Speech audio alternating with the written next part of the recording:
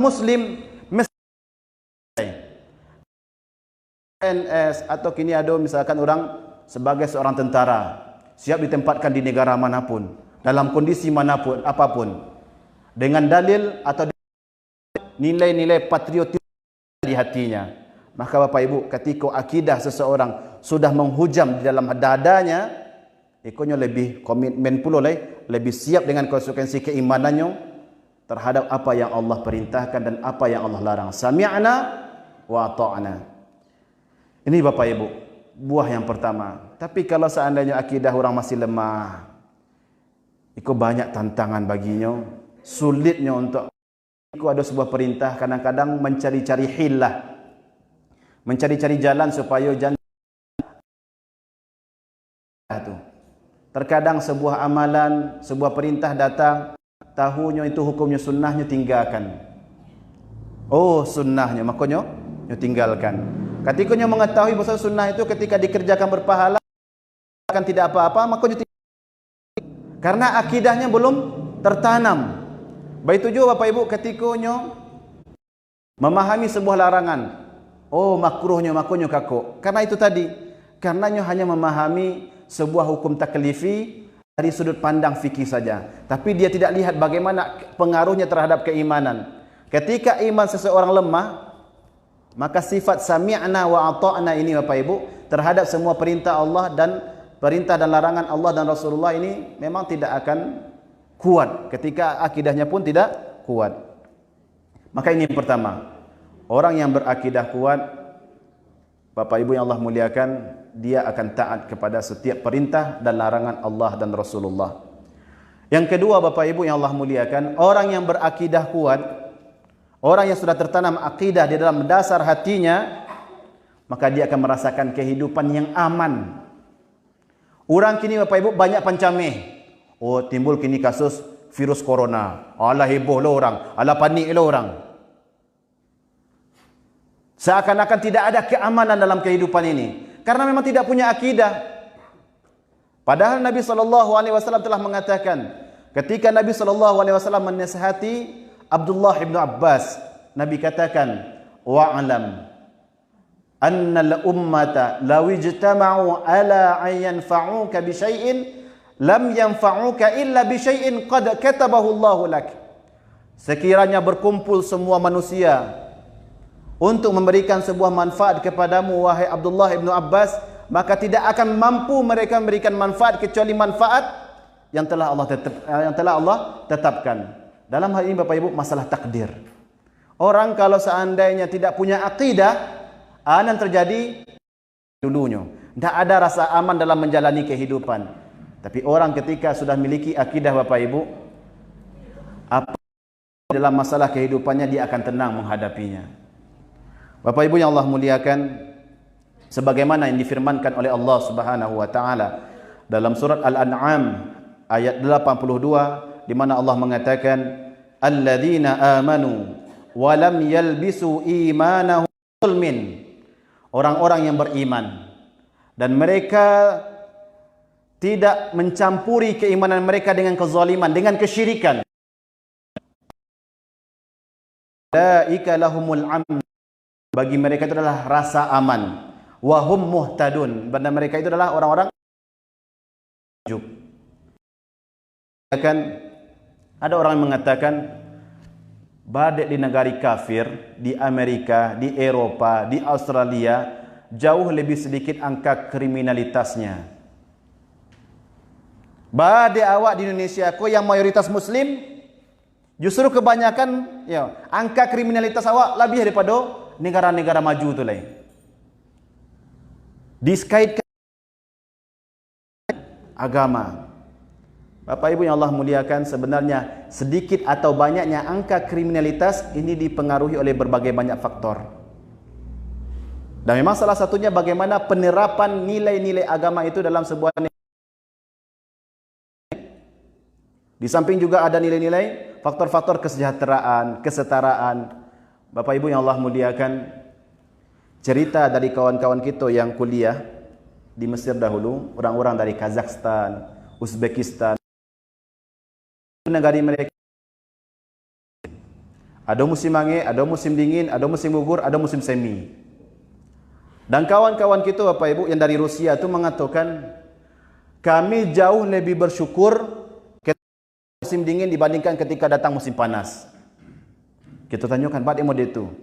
Maka mereka katakan, ketika di musim dingin, kami lebih mudah menjaga iman kami, lebih mudah untuk menjaga pandangan kami. Karena wanita-wanita kami, walaupun tidak beragama Islam, menutup seluruh auratnya. Ya. Karena di musim dingin, Pak Ibu, dingin di Rusia itu tidak tanggung-tanggung doh. Sampai di bawah 0. Orang pakai baju, dingin balampi-lampi. Kapal pun ditutupnya. Tapi kalau tiba musim angin, itulah ujian datang. Umpama tidak baju orang di sini, Bapak Ibu yang Allah muliakan. Nilai-nilai seperti ini, dalam Islam Bapak Ibu, jauh 1400 tahun yang lalu Nabi kita telah mengatakan dan mengatur bagaimana adab berpakaian seorang wanita. Ya. Dan memang Bapak Ibu yang Allah, angka pelecehan seksual terjadi bermula dari apa? Bermula dari pakaian yang tidak senonoh. Sedangkan agama kita jauh-jauh hari sudah mengatur bagaimana seorang muslimah harusnya berpakaian seperti apa. Maka di sini kalaupun ada angka-angka pelecehan seksual karena atas dasar ya pakaian yang kurang tepat, ya ini berarti adab-adab berpakaian yang nilai-nilai penerapan nilai-nilai Islam itu sendiri yang belum dijalankan secara bagaimana mestinya. Ini Bapak Ibu, bahwasannya ketika akidah ini sudah tertanam akan ada rasa aman. Aman dari keburukan-keburukan seperti tadi. Dan juga aman terhadap rezeki. Orang kini banyak camih Bapak Ibu, tamai anaknya SMA, tamai anaknya kuliah camih, di mana nak buah ke kerajo bang. Karena dia tidak memahami bahwasanya ada Allah Subhanahu wa taala Ar-Razzaq yang Maha memberi rezeki, yang telah mengatur rezeki kita semuanya. Bahkan Nabi katakan Bapak Ibu, seekor burung keluar dari sangkarnya di pagi hari dalam keadaan lapar, pulang sore hari ala panuh paruhnya dek makanan. Kita manusia makhluk yang lebih dari segi penciptaan kita lebih daripada burung lain. Pada camih bana gitu. Aku adalah maliku Bapak Ibu yang Allah muliakan. Masalah rezeki kita ingat ada Allah Subhanahu wa taala yang telah mengaturnya. Tinggal kita bagaimana semaksimal mungkin mewujudkan ikhtiar kita dengan sebaik-baiknya. Ada orang ketika di PHK camihnya, ya Allah, di mambo ke kerajo le, baca rombo bagi makan nak istri yang boleh. Bapak Ibu yang Allah muliakan, ingatlah ada Allah Subhanahu wa taala yang mengatur rezeki kita. Ya. Maka di situ Bapak Ibu banyak kita temukan, ada orang-orang karena imannya lemah, tak yakinnya dong bahwasanya yang mengatur rezeki itu adalah Allah Subhanahu wa taala, maka kita temukan berapa tahun yang lalu ada kasus Kanjeng Dimas. Saya tahu Bu, orang yang dipercaya bahwasanya datang orang ke tampainya, bawa piti bagopo-gopo, pulang labia bagopo-gopo pula pitihnya lain. Ya. Itu kenapa Bapak Ibu orang masih percaya dengan hal seperti itu? Pada akhirnya masuk penjara Kanjeng Dimas kau. Ikut Bapak Ibu yang Allah muliakan karena lemahnya iman. Ada orang pergi ke gunung, bertapa sekian lama dengan harapan dengan setelah itu nanti akan terbuka pintu rezekinya. Atau ada orang mengalih, dipasanglah klinik-klinik, dipasang jimat-jimat, penglaris yang katanya kalau seandainya dipasang nanti laku, laris galih awak. Bapak Ibu yang Allah muliakan, kok niyo kita laku, baju bali banyak kita laris jualan kita. Tirulah, bukankah Nabi kita Muhammad sallallahu alaihi wasallam adalah seorang pedagang? Nabi kita Bapak Ibu sebelum diangkat sebagai nabi, beliau berdagang. Beliau mendagangkan hartanya, jualannya Khadijah radhiyallahu anha. Ini Bapak Ibu yang Allah muliakan, trik-trik Nabi dalam berjualan. Nabi tingkatkan kualitas barang yang beliau jual, kemudian beliau jual dengan cara yang amanah. Maka seperti itulah seharusnya awak kok niyo laku galih awak segala macam laris, tirulah Nabi. Oh, manggali bakwan awak, carilah resep-resep supaya bisa membuat bakwan lama. Oh, manggali awak, siko banyak kali orang Pak. Awak? Banyak orang kali kota tunggu siko Pak. Bu. Pelajarilah, tingkatkanlah kualitas barang dagangan awak, kemudian kita jujur dalam menjualnya. Amanah kita. Itulah cara supaya kita bisa berjual beli dengan laris. Ya. Tapi kalau seandainya kita pasang pula klinik-klinik, pasang pula jimat-jimat dengan harapan nanti banyak pitih yang masuk dalam kotak pitih awak, aku ikut Bapak Ibu yang Allah muliakan. Ya. Itulah bukti menunjukkan bahwasanya awak nak percaya doh atau masih lemah iman awak terhadap Allah lah yang maha pemberi rezeki, yang mengatur rezeki kita semuanya. Bapak Ibu yang Allah muliakan, bukankah setiap kali solat awak selalu minta kepada Allah, awak selalu membaca iyyaka na'budu wa iyyaka nasta'in. Artinya Bu, artinya Pak, hanya kepadamu lah ya Allah aku menyembah, wa iyyaka nasta'in, dan hanya kepadamu lah aku minta tolong. Seharusnya Bapak Ibu yang Allah muliakan, kalau akidah awak lakue, kita akan merasa aman karena ada Allah, tempat kita mengadukan segala permasalahan hidup kita. Iyyaka na'budu wa iyyaka nasta'in. Bapak Ibu, Nabi kita menjelaskan, awak ketika solat tu awak sedang berdialog dengan Allah. Nabi katakan iyyaka na'budu wa iyyaka nasta'in. Ketika kalimat itu kita baca, Allah Subhanahu wa taala mengatakan hadza baini wa baina 'abdi. Iko janji antara ambo dan hamba ambo. Dan Allah mengatakan wali 'abdi ma sa'al. Dan bagi hambaku apa yang mereka minta. Bapak Ibu yang Allah muliakan, apa yang kita minta? Kalau seandainya kita menjadikan Allah lah tempat, benar-benar sebagai tempat kita mengadu, tempat kita menyembah, Bapak Ibu yang Allah muliakan, mestinya ketika ada anak kita sakit, istri kita sakit, suami kita sakit, orang-orang yang tercinta sakit, seharusnya bukan dokter yang terlintas di kepala kita pertama sekali.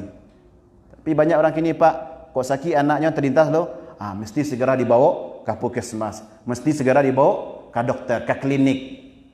Bapak Ibu yang Allah muliakan, harusnya yang kita baca dalam solat itu kita amalkan dalam kehidupan sehari-hari awak. Ketika ada keluarga awak yang sakit, kita minta tolong dulu kepada Allah Subhanahu wa taala, karena Allah lah yang menciptakan penyakit dan Allah juga Maha mampu menurunkan obatnya. Sakit anak awak, kadukan dulu kepada Allah Subhanahu wa taala. Rasulullah sallallahu alaihi wasallam ketika ada anggota keluarga beliau yang sakit, misalkan sakit perut, beliau letakkan di perut, kemudian beliau baca 3 qul. Qul huwallahu ahad, qul a'udzu birabbil falaq, qul a'udzu birabbin nas. Al-Ikhlas, Al-Falaq, An-Nas. Iku Bapak Ibu yang Allah muliakan.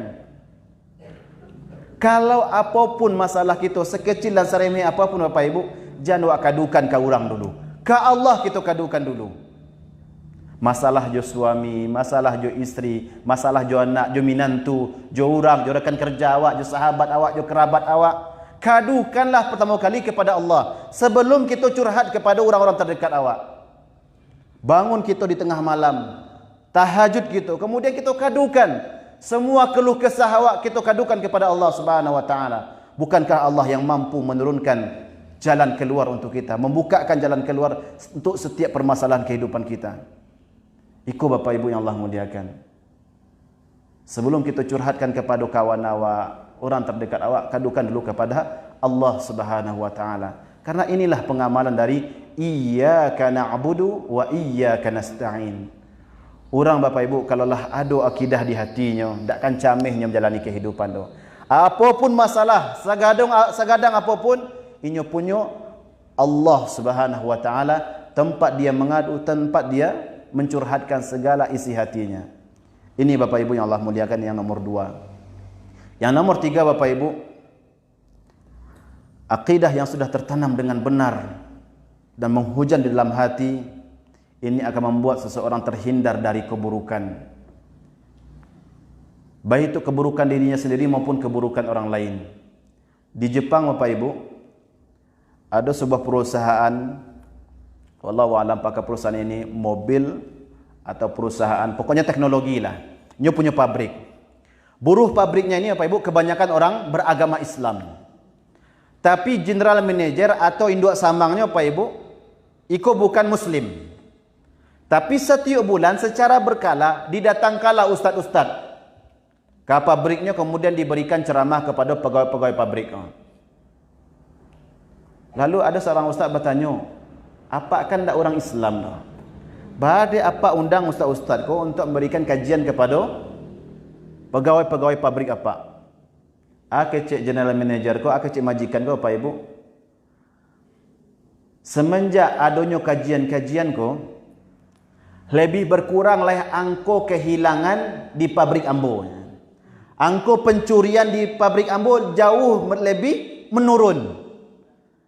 Maka di situ Bapak Ibu memang ketika akidah sudah tertanam, awak akan mampu terhindar dari keburukan diri awak dan juga keburukan orang lain.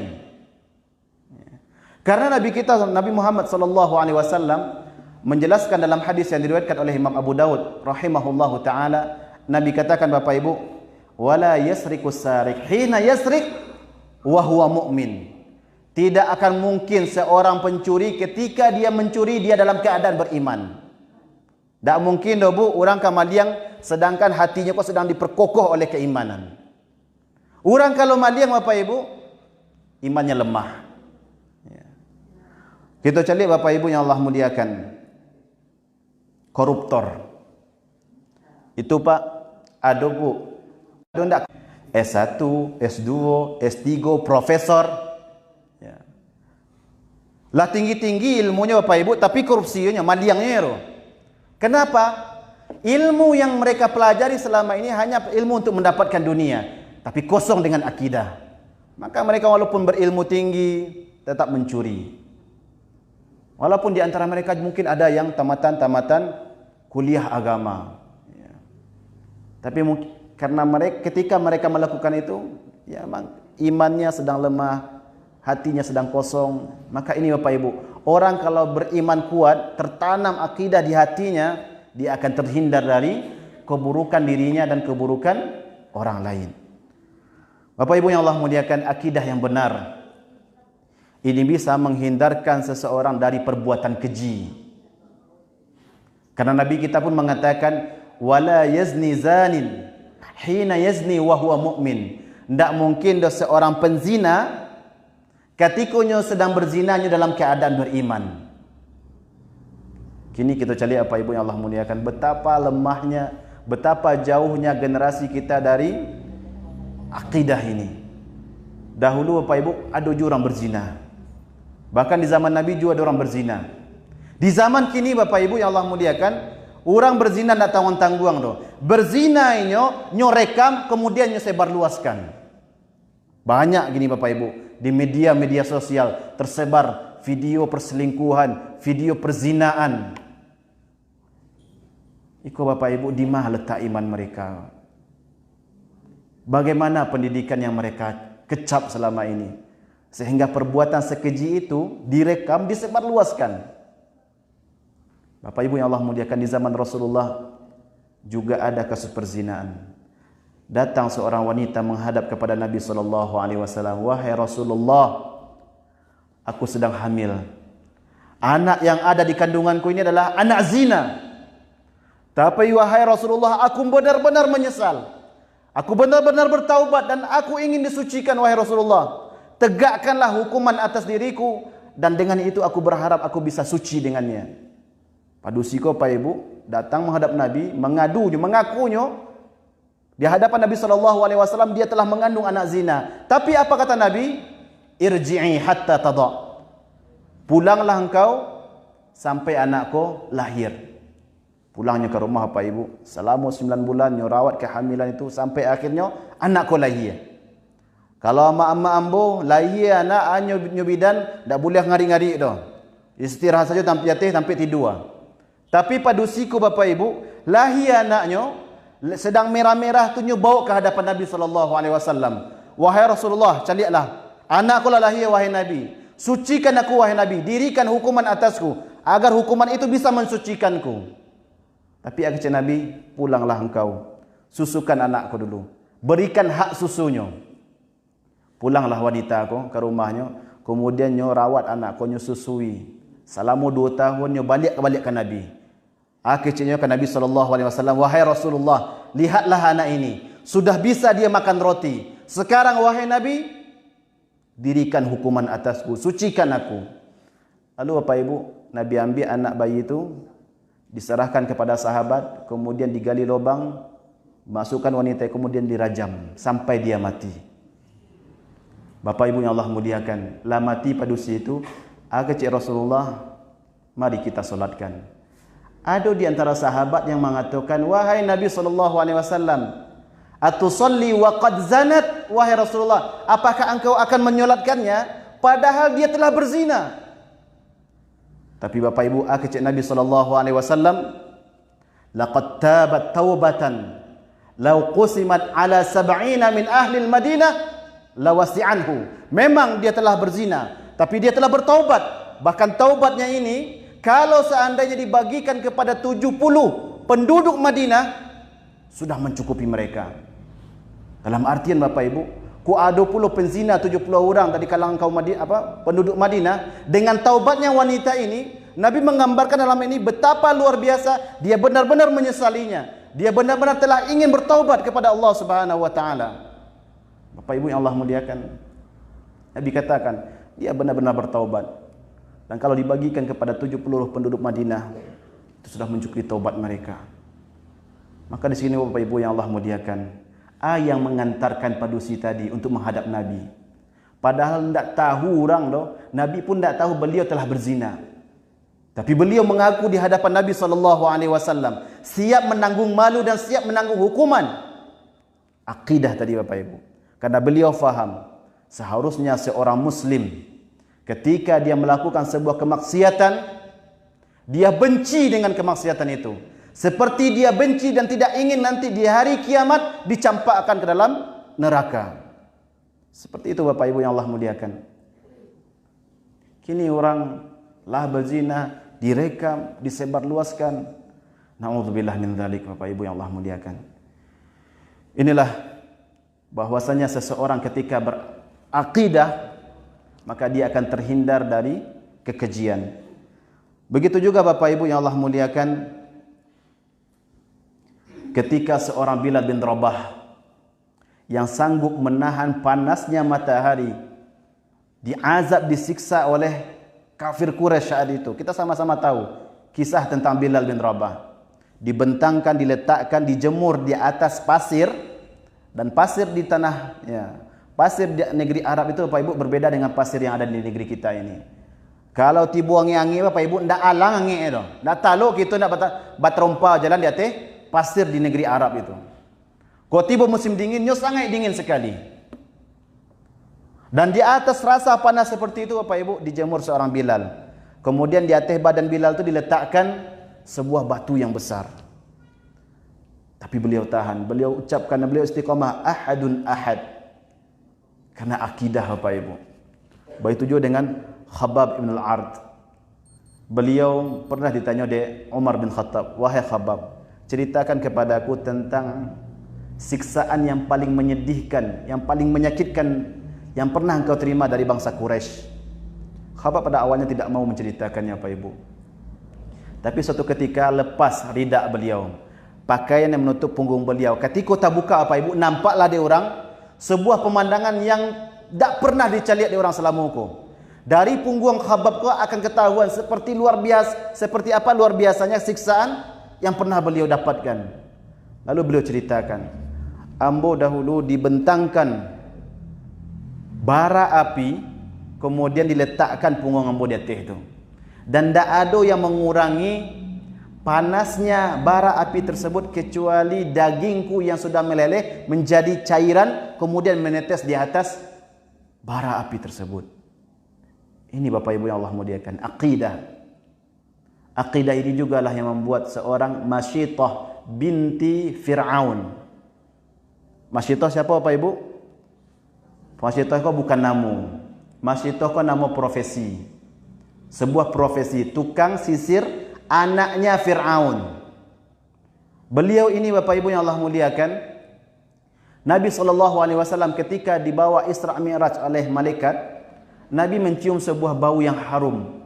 Nabi pun bertanya kepada malaikat Jibril, "Ma hadhihi raihah?" Bau apa ini? Dan malaikat pun mengatakan, "Hadhihi raihatu Masyitah binti Fir'aun." Ini adalah bau harum dari Masyitah, seorang penyisir anaknya Fir'aun. Kisahnya Bapak Ibu, Masyitah ini dahulu ketika dia sedang menyisir rambutnya putri Fir'aun, jatuh sikitnya. Ketika membiak beliau ucapkan Bismillah. Kecik putri Fir'aun kau, apakah engkau menyebutkan nama ayahku? Ya. Lalu Masyitah mengatakan, Tuhanku, Rabbku, dan Rabb bapakmu itu Allah Subhanahu wa ta'ala. Ketika itu Bapak Ibu, berang anak Fir'aun ku ditampaknya Masyitah. Lalu dikadukannya kepada Fir'aun. Fir'aun ketika itu sagak lo berangnya. Berangnya terhadap apa yang diucapkan oleh Masyitah. Dan diancam oleh Fir'aun, engkau tinggalkan keyakinanmu atau engkau dan anak-anakmu akan aku panggang. Tapi Masyitah memilih untuk istiqamah dengan akidahnya, dengan kepercayaannya Bapak Ibu. Akhirnya dibuatlah sebuah kancah, dipanggang kancah itu, kemudian dimasukkan satu persatu anak Masyitah ini. Sampai anak yang sedang digendongnya pun, yang sedang menyusui kepada Masyitah, juga dimasukkan ke sana. Terakhir juga Masyitah dimasukkan ke dalam kancah itu. Mati semuanya Bapak Ibu, tetapi meninggalkan bau yang harum yang tercium oleh Nabi SAW ketika beliau melakukan Isra dan Mi'raj. Kita lanjut Bapak Ibu, agak sekitar 10 menit lagi dan materi kita hampir selesai. Ini yang keempat Bapak Ibu, bahwasanya keimanan seseorang, akidah seseorang bisa berdampak dengan terjauhnya dia dari kekejian dan kuatnya dia terhadap keyakinan dan amal-amal salehnya. Yang kelima Bapak Ibu yang Allah muliakan, akidah yang kuat, seseorang yang sudah berakidah dia akan menghargai orang lain. Akan menghargai orang lain. Walaupun saat ini Bapak Ibu banyak dicitrakan kalau orang berpegang teguh dengan agamanya, berpenampilan sebagaimana penampilan Rasulullah SAW, dan sering Bapak Ibu terlebih-lebih di Eropa, di Amerika, orang kalau Islam dikaitkan dengan isu-isu terorisme. Orang-orang yang tidak bisa menghargai hak-hak orang sesama manusia. Padahal Bapak Ibu, Nabi kita sudah mencontohkan. Nabi hidup ketika di Madinah, beliau hidup di Madinah itu bersama dengan umat-umat agama lain. Hidup dengan Kristen, hidup dengan juga Yahudi. Hidup damai Bapak Ibu yang Allah muliakan. Dan Nabi SAW juga mengajarkan kepada istri-istri beliau, keluarga beliau, sahabat-sahabat beliau untuk bersikap lemah lembut kepada umat-umat agama lain. Pernah Nabi berjalan bersama Aisyah radhiyallahu anha. Ketika berjalan Bapak Ibu yang Allah muliakan, berpapasan Nabi dengan seorang beragama Yahudi. Kecik orang Yahudi ko, "Assalamu alayka ya Muhammad." Assam Bapak Ibu, bukan assalam, tapi assalamu alayka ya Muhammad. Semoga kebinasaan untukmu wahai Muhammad. Nabi ketika itu hanya menjawab wa alaika. Begitu juga untukmu. Tapi Bapak Ibu, Aisyah ketika itu yang beliau satu dengan Nabi, mendengar yang diucapkan oleh orang Yahudi ko, tiba di Aisyah ndak ciek balik itu. Kecik Aisyah ketika itu kepada orang Yahudi, "Assalamu alayka wa alanaka Allah wa ghadiba alaik." Semoga Allah membinasakanmu, melaknatmu dan memurkaimu. Kau Pak Ibu, kau beda padusi laki-laki. Kalau padusi Nabi tadi membalas cuma satu, wa alaika. Tapi Aisyah, kau suaminya kau, ya. Ketika itu Bapak Ibu dibalik tiga dari Aisyah. Ya. Kau awak kira-kira apa? Papasan awak je musuh awak. Awak sedang berjalan je isteri awak. Dihina awak di musuh awak. Dibela di isteri awak seperti itu tadi. Kira-kira Bapak, awak puji isteri awak atau apa? Bapak dua langsung nak. Bapak Ibu yang Allah muliakan, tapi Nabi tidak. Nabi justru menasihati Aisyah. Wahai Aisyah, mahlan ya Aisyah. Pelan-pelan wahai Aisyah. Namun Aisyah mengatakan, wahai Nabi, tidakkah engkau mendengar apa yang diucapkan oleh orang Yahudi ini? Nabi pun mengatakan, saya mendengar. Dan tidakkah engkau mendengar apa jawabanku? Aku mengatakan, wa alaika.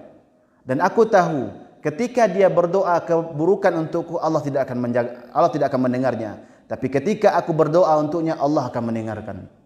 Maka di sini Bapak Ibu yang Allah muliakan, seorang Muslim ketika dia sudah berakidah, maka dia akan tampak saling menghargai itu.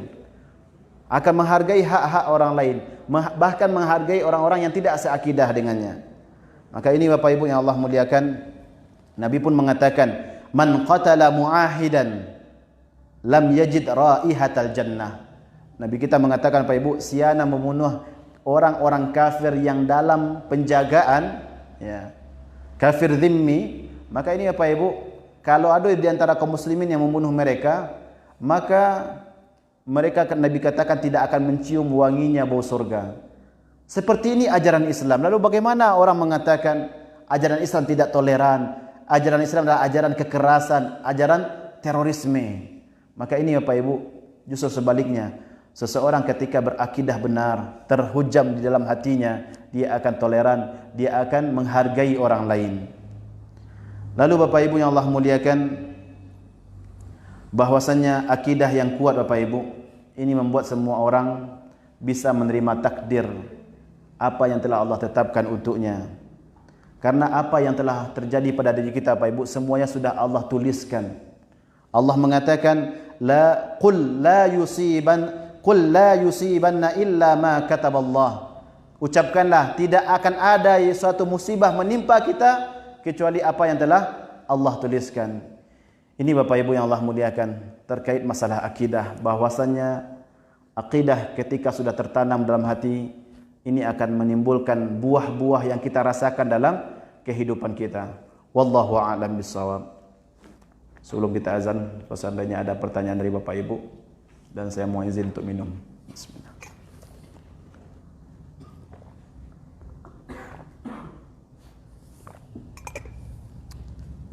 Ada Pak? Yang kalau diam-diam kau bu, dua kemungkinannya. Paham bana atau tidak paham sama sekali.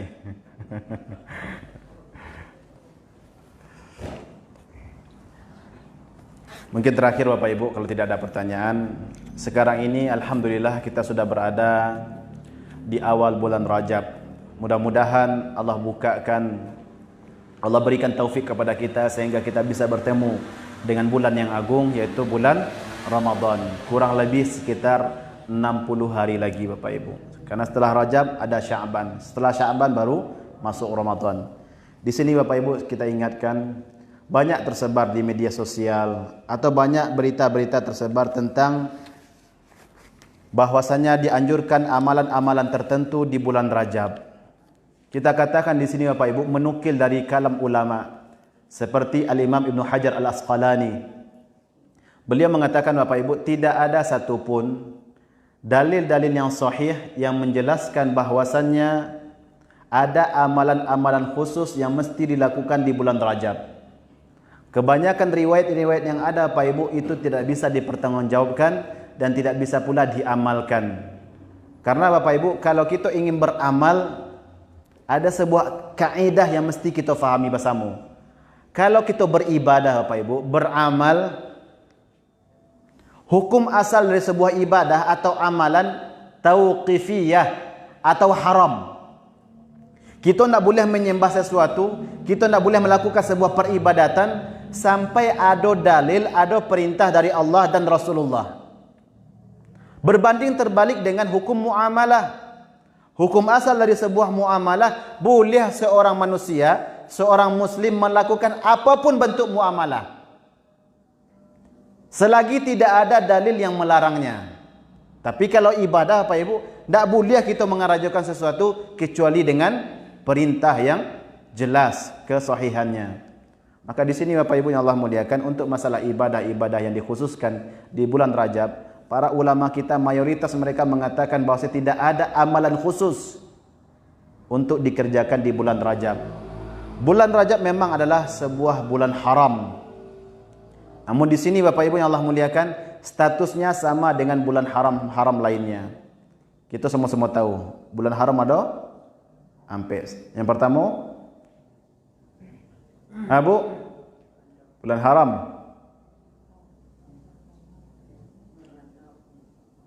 Salah satunya adalah bulan Rajab. Di sini Bapak Ibu yang Allah muliakan, memang dianjurkan kita memperbanyak amalan di bulan Rajab ini karena dia adalah bulan haram.